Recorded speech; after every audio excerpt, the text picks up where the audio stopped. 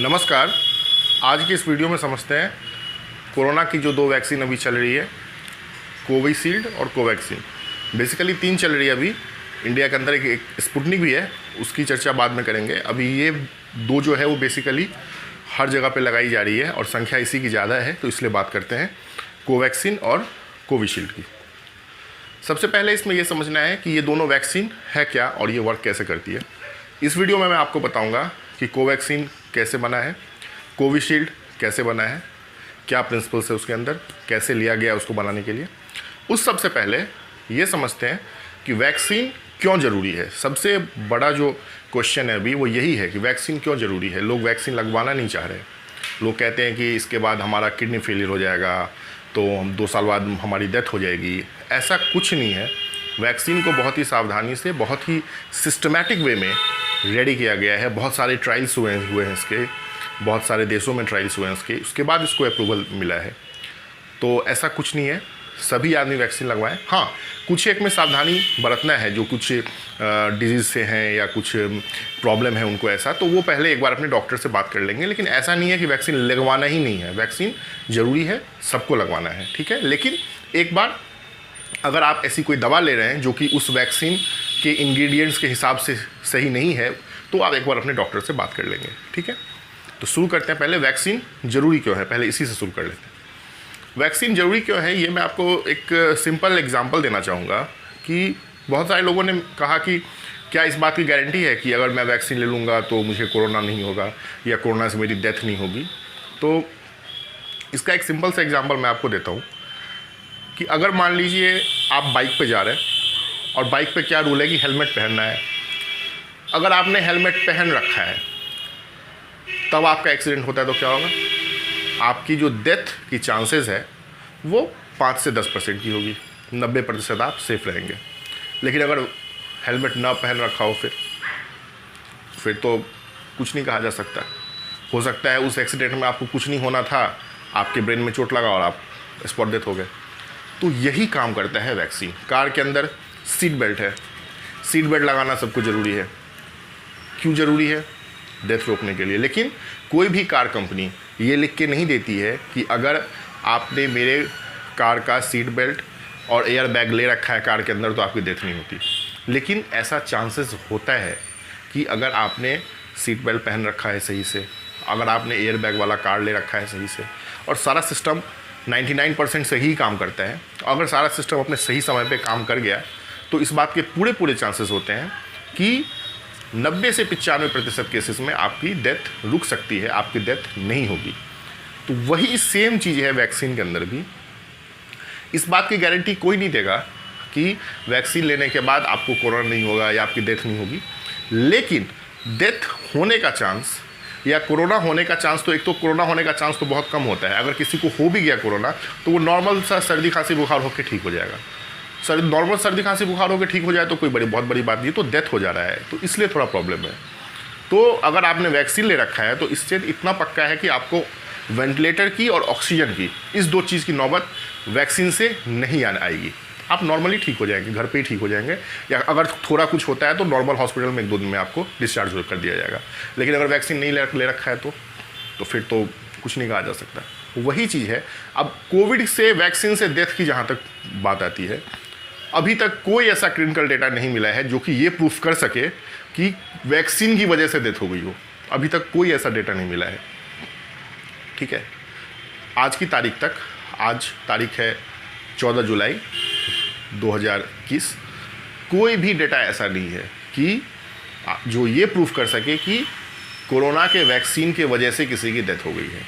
हाँ, side effects होते हैं, बॉडी एज हो सकता है, कहीं किसी कोविशील्ड में ये भी देखा गया कि ब्लड क्लॉटिंग है, लेकिन वो भी 100% प्रूफ नहीं है कि वो कोविशील्ड की वजह से ही हुआ है। आपको मैं एक चीज़ बताता हूँ। जैसे मान लीजिए 6 लाख लोगों ने वैक्सीन लिया, ठीक है। ऐसा भी हो सकता है इसमें से कि उस 6 लाख में से 100 लोग ऐसे भी होंगे जिनकी डेथ 1 या 2 दिन बाद होने वाली थी।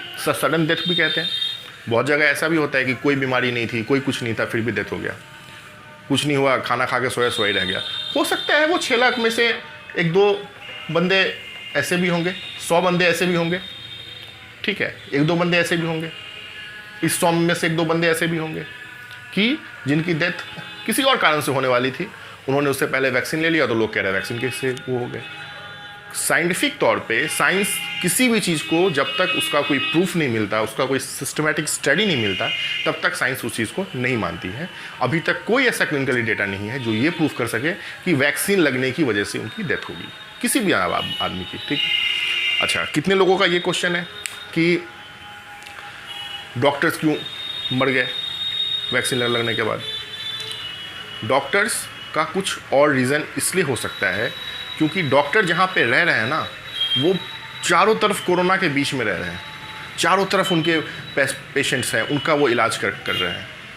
आपके साथ ये प्रॉब्लम नहीं है, आपको तो वैक्सीन लगने के बाद भी कहा जा रहा है कि प्रॉपर आप सेफ रखिए अपने आप को, आप टोटली जो है वो वेब मास्क लगाइए, सैनिटाइज़र का उपयोग कीजिए, आप सोशल डिस्टेंसिंग बना के रखिए, बेवजह का बाहर ना निकलिए। तो खुद से डॉक्टर को कंपेयर नहीं करना चाहिए, क्योंकि डॉक्टर जहाँ रह रहा है वहाँ पे कोविड का 100% लोड है, लेकिन आप जहाँ रह रहे हैं वहाँ पे कोविड का, अगर आप सही से हैं तो 5 से 10% लोड है। तो डॉक्टर्स का केसेस अलग है इसलिए। तो ठीक है, आप आते हैं इस बात पे कि वैक्सीन, कोविशील्ड और कोवैक्सीन। इससे पहले वाले वीडियो में मैंने बताया था वैक्सीन क्या है, वैक्सीन कैसे काम करती है, उसका लिंक मैंने नीचे डिस्क्रिप्शन बॉक्स में दे रखा है, आप उसको देख सकते हैं। उससे आपको ये क्लियर हो जाएगा कि वैक्सीन और वैक्सीनेशन क्या है। तो सबसे पहले बात करते हैं कोविशील्ड वैक्सीन की। ये बेसिकली कोविशील्ड वैक्सीन ऑक्सफोर्ड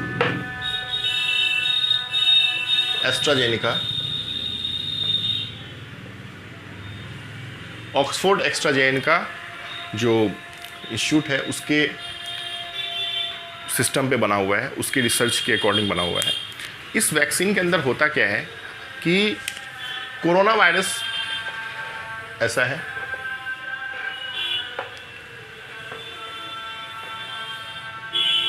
ये इसका स्पाइक प्रोटीन है,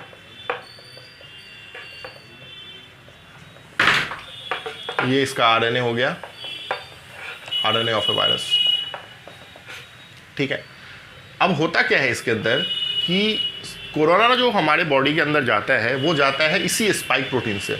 यही सबसे खतरनाक है, यही हमारे फेफड़े के रिसेप्टर से चिपक जाता है और उसको कोरोना को अंदर लेके चला जाता है, और फिर ये कोरोना के अंदर का जो आरएनए है ये अंदर जाके अपने आप को रेप्लिकेट करना शुरू कर देता है, मल्टीपल्स कॉपी करना शुरू कर देता है।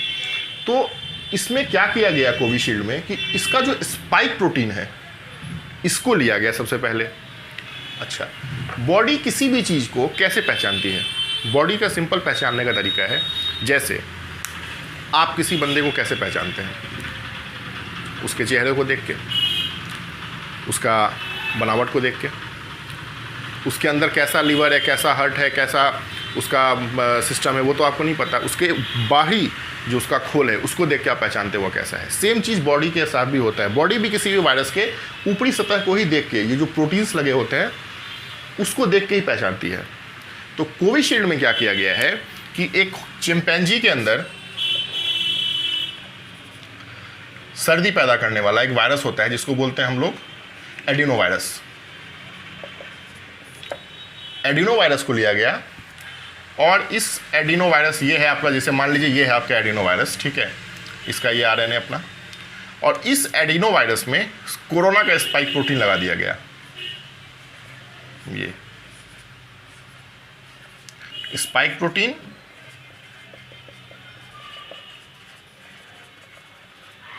कोविड का है, ठीक है, लेकिन ये जो वायरस है ये आपको एडिनो वायरस है।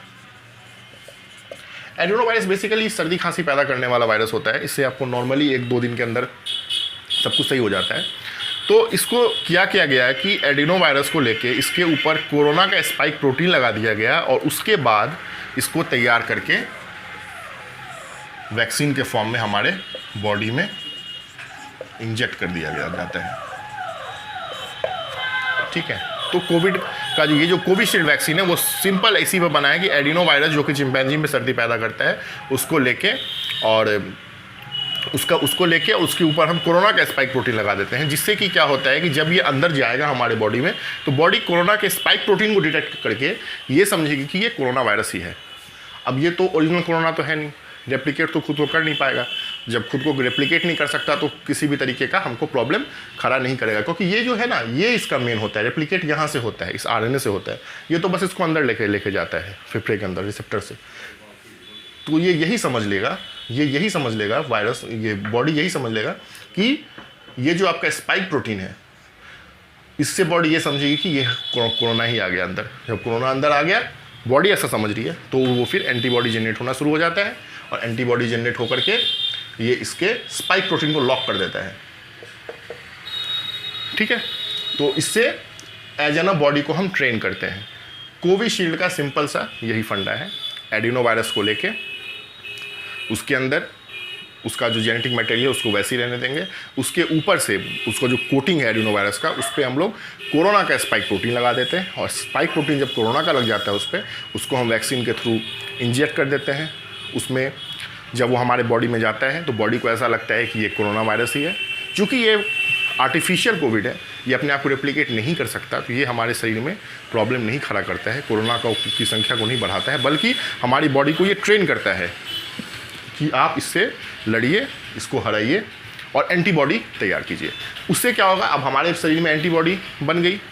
अब एंटीबॉडी बनने के बाद अगर बाद में कभी ओरिजिनल कोरोना का अटैक आता भी है हमारे बॉडी के ऊपर, तो उससे क्या होगा कि जो हमारी एंटीबॉडी बनी हुई है वो तो स्पाइक प्रोटीन को तो पहचानती है बॉडी, ये spike protein, same spike protein यहाँ देखेगी, एंटीबॉडी इसको यहाँ पे लॉक कर देगा। तो इससे क्या होगा कि कोरोना कुछ हमारा कर नहीं पाएगा और धीरे धीरे वहीं पे वो ख़त्म हो जाएगा। तो कोविशील्ड का सिंपल सा यही लॉजिक है।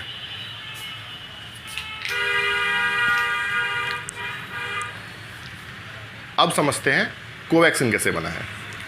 कोवैक्सीन के अंदर, ये जो कोवैक्सीन है इसके अंदर डायरेक्ट कोरोना वायरस को, डायरेक्ट कोविड को इनएक्टिवेट करके या मार के हमारे बॉडी के अंदर इंजेक्ट किया जाता है। जैसे मैं बताता हूँ ये कैसे होता है, इसका सारा सिस्टम कैसा होता है।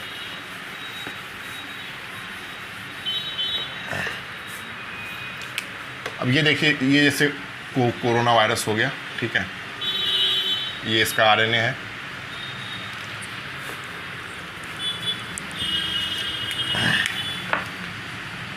ये इसका स्पाइक प्रोटीन है। अब इसको कैसे तैयार किया गया, इस कोरोना वायरस को इनएक्टिवेट करके या किल करके। तो कैसे होता है, इसका 3 प्रोसेस है। पहला, आप इसको रेडिएशन देंगे, रेडिएशन थेरेपी। दूसरा हीट। तीसरा होता है केमिकल ट्रीटमेंट।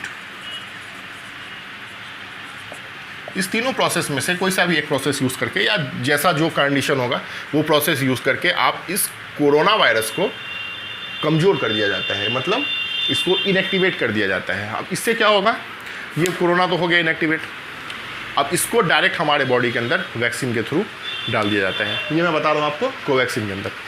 अब इससे क्या होगा, ये बॉडी के अंदर जाएगा, रेप्लिकेट तो कर नहीं सकता है, लेकिन बॉडी समझेगी कि ये कोरोना है। अब फिर इसके खिलाफ बॉडी अपना एंटीबॉडी बनाना शुरू कर देगी। जब एंटीबॉडी बनने लगेगा पूरी तरीके से जब एंटीबॉडी बन जाएगा, तो उससे क्या होगा कि जब कभी फिर दोबारा से हमारा आएगा कोई ओरिजिनल कोरोना वायरस, तो बॉडी के पास ऑलरेडी एंटीबॉडी तैयार रहेगा, तो वो इसको ओरिजिनल कोरोना वायरस को मार देगी और हम लोग बीमारी से जीत जाएंगे।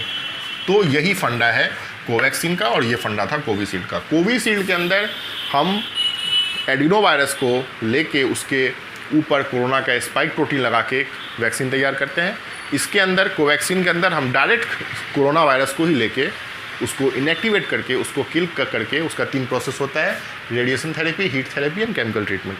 ये तीनों चीज़ लेकर के हम उसको मार देते हैं। उसके बाद हम उसको डायरेक्ट अपने बॉडी में इंजेक्ट कर देते हैं वैक्सीन के थ्रू, इंजेक्शन के थ्रू, और उसके बाद वो बॉडी हमारी डेवलप करना शुरू कर देती है एंटीबॉडी। एंटीबॉडी जब डेवलप हो जाता है, उससे हमारा बॉडी तैयार हो जाता है लड़ने के लिए। भविष्य में कभी भी अगर कोई भी आता है ऐसा वायरस, कोरोना वायरस आता है, तो एंटीबॉडी से उसको ख़त्म कर दिया जाएगा। अब एंटीबॉडी मारती कैसे है वायरस कोरोना को, वो समझिए। एंटीबॉडी सिंपल कुछ नहीं है, वो भी एक तरह का ऐसा इसका स्ट्रक्चर होता है, ठीक है। ये क्या करता है, कोरोना के स्पाइक प्रोटीन को लॉक कर देता है। जैसे ही ये देखता है ये स्पाइक प्रोटीन है, ठीक है, जैसे ही ये देखता है कि कोई कोरोना वायरस अंदर आया, मतलब स्पाइक प्रोटीन से पहचान गया, ऊपरी खोल से पहचान गया कि भाई इसको तो मैं जानता हूँ, ये तो कोरोना ही है, तो ये एंटीबॉडी इसको जाके लॉक कर देता है।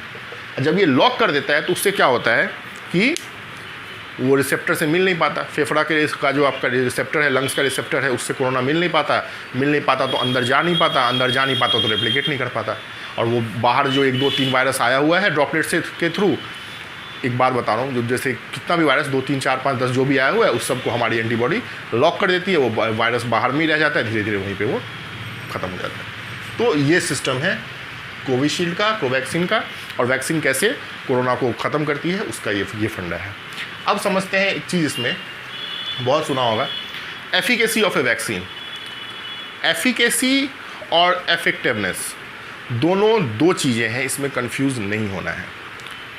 एफिकेसी क्या है और इफेक्टिवनेस क्या है, इसको समझिए।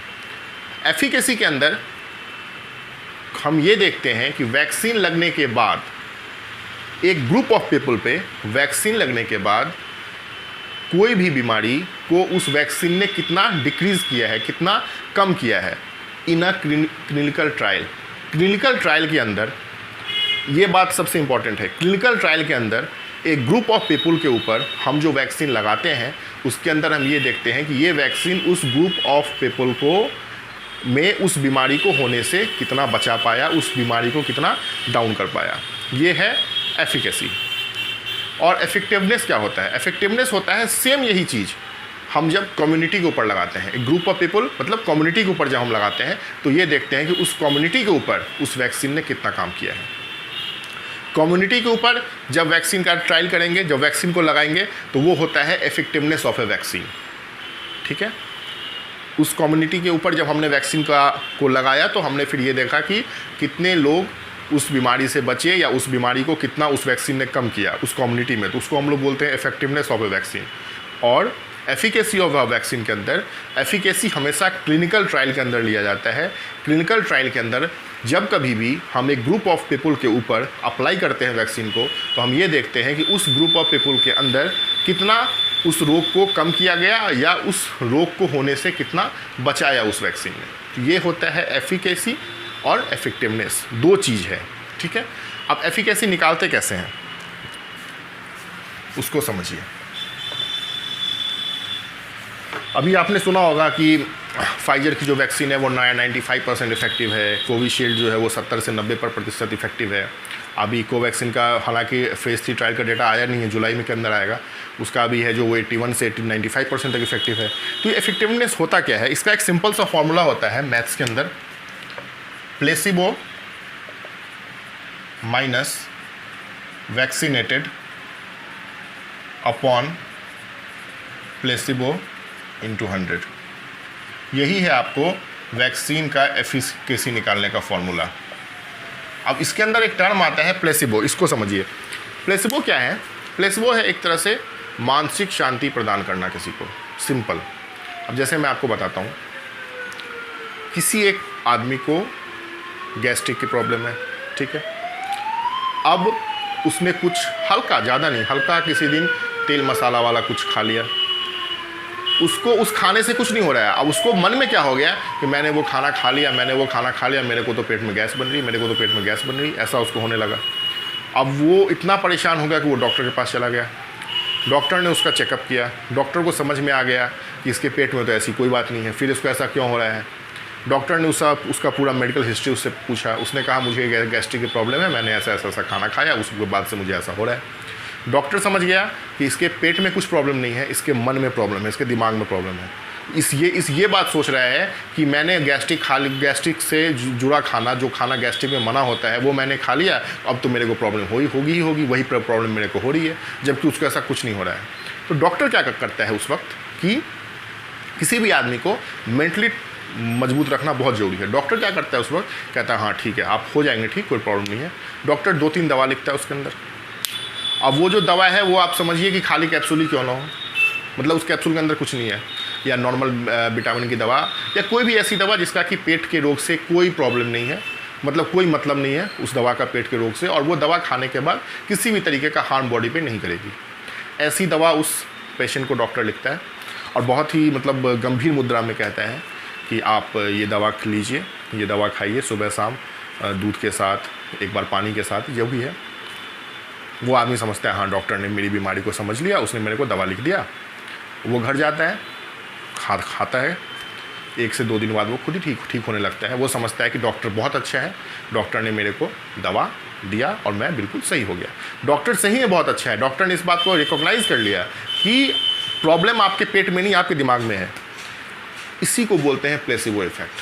प्लेसिबो इफेक्ट का मतलब होता है कि किसी भी आदमी को उस तरीके की दवा देना जिस दवा का उस पर कोई भी शरीर पे कोई असर नहीं पड़ेगा, लेकिन उसका दिमाग इस चीज़ को समझेगा कि मुझे दवा लग गई, मुझे दवा दे दिया गया, अब मैं खतरे से बाहर हूँ, अब मुझे कुछ नहीं होगा। यही होता है प्लेसिबो इफेक्ट। तो वैक्सीन के केस में एक ऐसा काम करता है, जैसे मान लीजिए 100 लेके चलते हैं, सबको समझ में आ जाएगा। जैसे कि 100 लोगों पे ट्रायल करना है, 100 पीपल पे, ठीक है। 100 लोगों पे ट्रायल करना है तो कैसे होगा? 50 लोगों को दे दिया प्लेसिबो, 50 को दे दिया वैक्सीन, ठीक है। अब इसके बाद इन 100 के 100 लोगों को ऐसे कंडीशंस में जाने के लिए कहा या ऐसे कंडीशंस में छोड़ा गया जहाँ पे कोविड अटैक कर सकता है, ठीक है। अब जो डेटा हमारे पास आया निकल के कुछ दिनों के बाद जब ट्रायल हुआ, अच्छा किसको प्लेसिबो दिया गया या किसको वैक्सीन दिया गया ये सिर्फ उस कंपनी को पता है जो कि क्लिनिकल ट्रायल कर रही है। अब इसमें से जैसे मानते हैं 40 लोग 40 पॉजिटिव आए, मतलब 100 में से 50 को दिया प्लेसिबो, 50 को दिया वैक्सीन, उसमें से 40 व्यक्ति कोरोना पॉजिटिव आए, ठीक है। अब उस 40 व्यक्ति में से अगर ये 40 के 40 वो हैं जिनको सिर्फ प्लेसिबो दिया गया, ठीक है, तो इसका आप फॉर्मूला में डालिए क्या होगा। 40 व्यक्ति वो हैं जिनको कि प्लेसिबो दिया गया, मीन्स इनको वैक्सीन नहीं दिया गया, तो प्लेसिबो 40 को दिया था, वैक्सीनेटेड कितने हुए? 0, मतलब एक भी व्यक्ति ऐसा नहीं था जिसको वैक्सीन दिया गया उसमें से कोई पॉजिटिव नहीं हुआ, तो 0 बाई प्लेसिबो 40 इंटू 100 कितना हो जाएगा?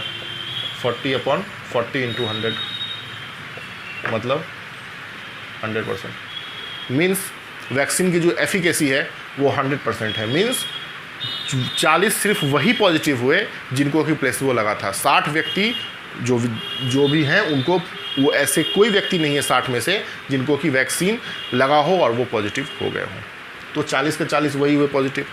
अब एक केस ये भी हो सकता है कि इस 40 में से 20 ऐसे हो गए जिनको वैक्सीन लगा था और 20 ऐसे हो गए जिनको प्लेसिबो लगा था।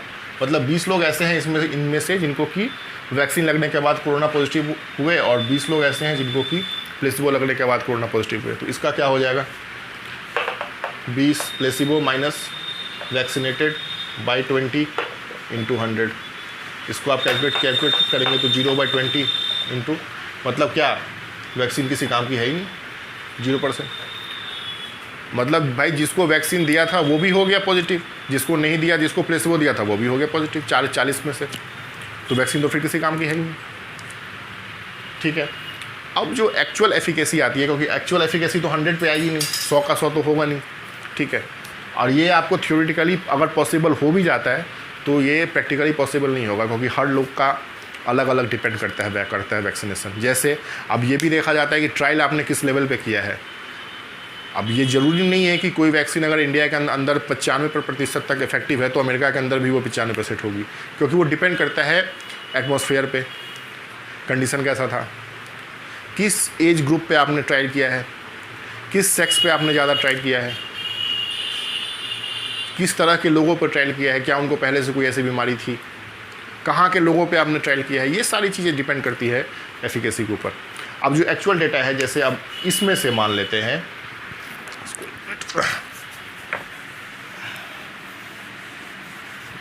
कितने आए थे? 40 पॉजिटिव आए थे 100 में से। अब इसमें से मान लेते हैं 5 लोग ऐसे हैं जो कि वैक्सीन लिया था फिर भी पॉजिटिव हो गए, और 35 लोग ऐसे हैं जिन्होंने प्लेसिबो लिया था पॉजिटिव हो गए। तो अब इसको निकालिए, 35 placebo minus 5 vaccinated by placebo 35, ठीक है, इंटू 100 कर दीजिए इसको। अब ये कितना हो जाएगा? 30/35 इंटू 100, इसको आप कैलकुलेट करेंगे तो अप्रॉक्स 86% तक।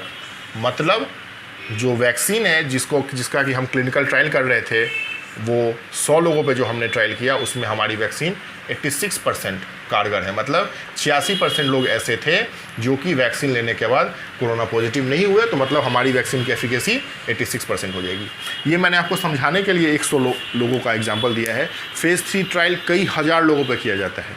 जैसे कि फाइजर ने जो ट्रायल किया था वो लगभग 42-43 हज़ार लोगों पे 42 to 43,000 लोगों पे ट्रायल किया गया था। ठीक है, तो ये सिंपल है एफिकेसी ऑफ अ वैक्सीन। अब समझते हैं कि कोविशील्ड और कोवैक्सीन, इस दोनों में से कौन सी लगवानी चाहिए। दोनों वैक्सीन अच्छी है, 19-20 का फ़र्क है, लेकिन मेरा ऐसा अपना मानना है कि कोवैक्सीन थोड़ा स्लाइटली बेटर है कोविशील्ड से।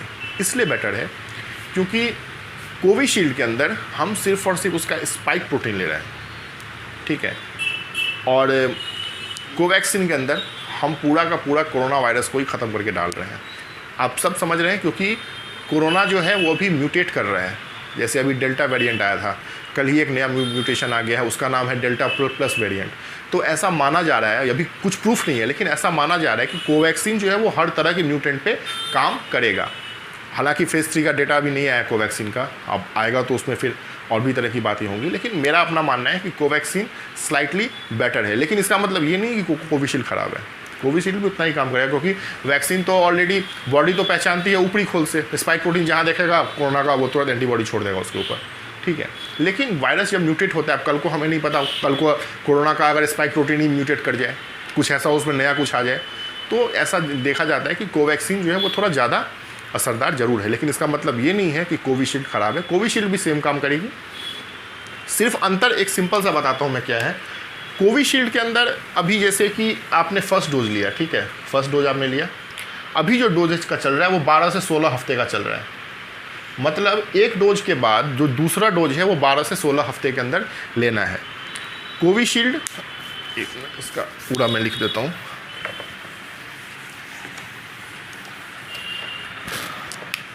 कोविशील्ड एंड कोवैक्सीन, इसी को ले लेते हैं, ठीक है। इसका जो फर्स्ट डोज है, ये आपको, जैसे आपने फर्स्ट डोज लिया, तो जो आप सेकेंड डोज लेंगे वो लेंगे आप 12 से 16 हफ्ते में, ठीक है, वीक्स। इसमें देखा गया है कि फर्स्ट डोज के बाद जो इसकी एफिकेसी है वो लगभग 70% की है। मतलब 70% तक ये वैक्सीन कारगर है। एफिकेसी की बात कर रहा हूँ मैं, इफेक्टिवनेस की नहीं।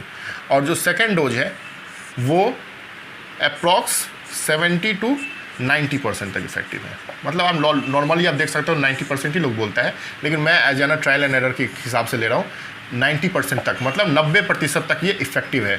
सेकेंड डोज अगर हम 12 से 16 हफ्ते में लेते हैं तो ऐसा डेटा आया है, ऐसा क्लिनिकली ट्रायल में देखा गया है कि 12 से 16 हफ्ते के बीच में लेने पे कोविशील्ड जो है वो 70 से 90% तक कारगर है।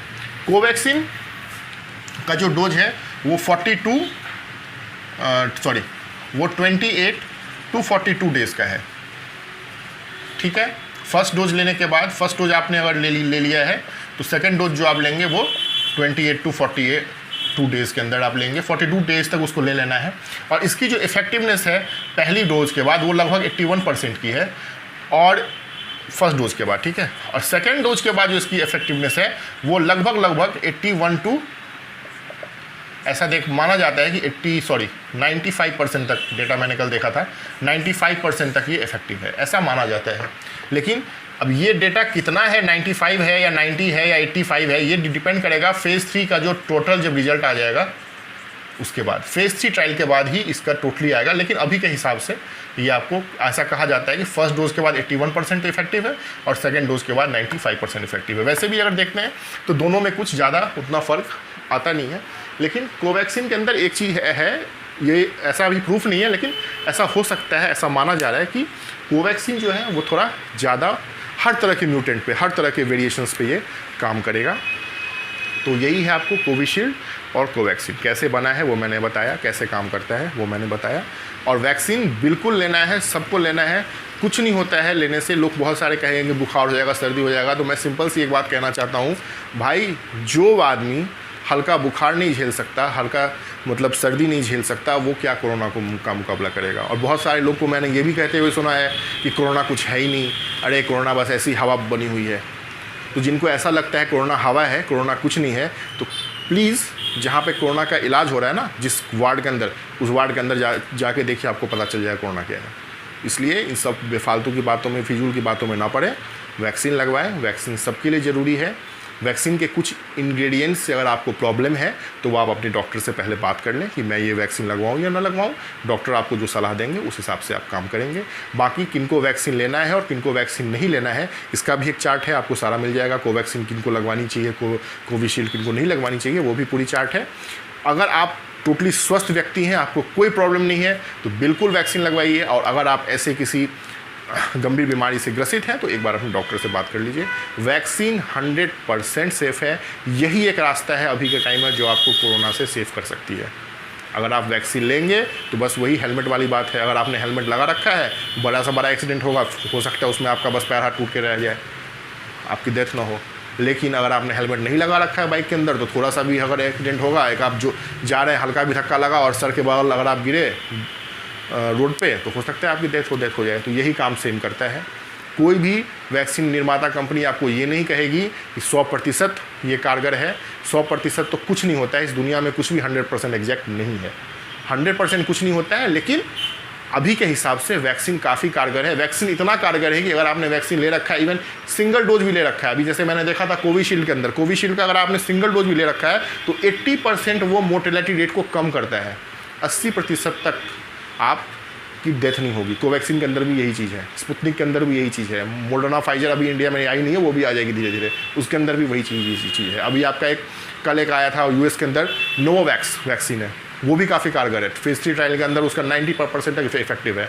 तो ये जितना भी वैक्सीन है, आपको इसको छोड़ के, मतलब कोवैक्सीन को छोड़ के, सारा mRNA टेक्निक पे बना हुआ है, मैसेंजर ऑफ आरएनए का मटेरियल, या उसका मटेरियल लेता है उसका कोरोना का और बॉडी के अंदर डिटेक्ट डालता है। और कोवैक्सीन जो है वो तो टोटली आपको वायरस ही है। टोटली वायरस है का मतलब ये हुआ कि वायरस को इनएक्टिवेट करके डाला गया, वायरस को मार के डाला गया। वो वायरस आपके अंदर बीमारी नहीं फैला सकता, लेकिन आपके इम्यून सिस्टम को ट्रेन जरूर कर सकता है कि आप इसको एंटीबॉडी बनाइए ऐसे वायरस के खिलाफ। तो इसलिए वैक्सीन एकदम सेफ़ है, सभी आदमी लगवाएं, सबके लिए ज़रूरी है। और वैक्सीन लेने के बाद भी लगभग 14 डेज़ तक सावधान रहिए, क्योंकि 14 डेज़ तक जो है वो एंटीबॉडी बनती है। सावधान रहिए। और वैक्सीन लें या ना लें, लेकिन 3 चीज़ हमेशा है, सैनिटाइज़र हमेशा यूज़ करना है, मास्क हमेशा यूज़ करना है, और सोशल डिस्टेंसिंग हमेशा यूज़ करना है। अच्छा, अब बात करते हैं हैंड सैनिटाइज़र क्या करता है। सैनिटाइज़र सिंपल है, उसमें अल्कोहल का मात्रा होता है। वो क्या करता है कि कोरोना के ऊपर का जो स्पाइक प्रोटीन है, इससे इसको कोई मतलब नहीं है सैनिटाइज़र को। सैनिटाइज़र क्या करता है कि इसके ऊपर, जिसके ऊपर ये स्पाइक प्रोटीन लगा होता है, इसके खोल को ही ख़त्म कर देता है, इसके खोल को ही फाड़ देता है। उससे क्या होता है कि आपका जो आरएनए है वो सारा बाहर आ जाता है।